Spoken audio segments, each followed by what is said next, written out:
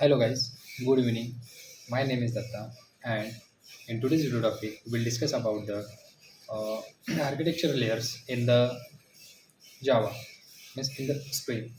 So let us start with the Spring Boot architecture. So let us see what are the Spring Boot architectures.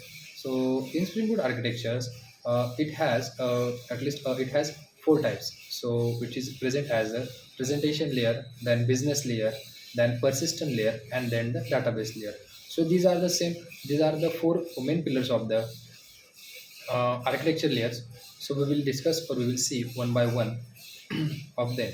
So first we'll see what is the presentation layer. So this is the top of the architecture. This is the layer which is top of the architecture.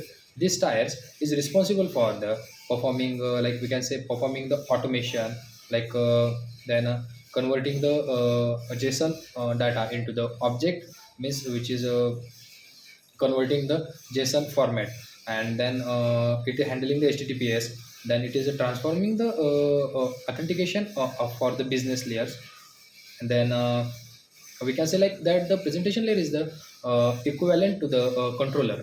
So which is a controller, and the controller has the handles the incoming REST API request, like we can say the like get, post, put, delete, or patch from the client side. So this is the work of the presentation layer. Then let us see the second layer, that is the business layer.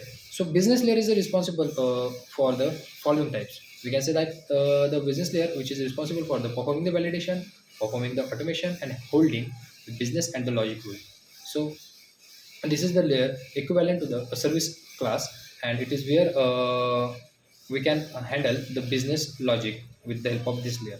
Now the next layer is that is a persistence layer. So persistence layer actually is containing the storage logic and fetching the object and translating into database, uh, means in the raw format and column format. So this is the about the persistence layer. Then last one, that is nothing but the database layers. So this is the layer where we can performing operations, mainly using CRUD operation, like we can say CRUD operation. This layer is the simple and actually database, and we can decide and build application over the in this particular layer. So we can see like this, and let's see means how actually workflow acts in this particular four layers with the combination of these four layers.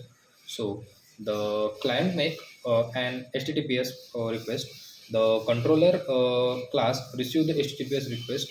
Then we can say like the controller understands whatever the type of the request will process, and it will deal with it along with that. If it is needed, then it will call the service classes, otherwise it won't.